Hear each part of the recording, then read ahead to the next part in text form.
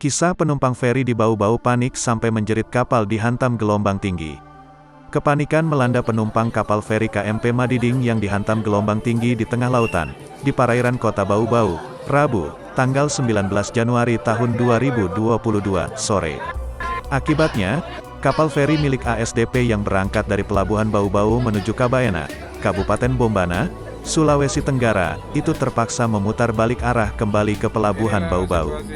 Tadi sudah jalan, hanya ombak besar dan keras, jadi pulang kembali ke Pelabuhan Bau-Bau, kata seorang penumpang Sugeng, Rabu, tanggal 19 Januari tahun 2022. Dalam video amatir yang tersebar, terlihat para penumpang menjerit saat kapal feri dihantam gelombang tinggi di perairan Bau-Bau. Air laut kemudian masuk ke dalam kapal dari bagian depan hingga menjatuhkan beberapa unit motor yang berada dalam kapal. Tanpa dikomandai, para penumpang kapal feri langsung mengambil baju rompi keselamatan saat kapal mulai miring karena gelombang tinggi.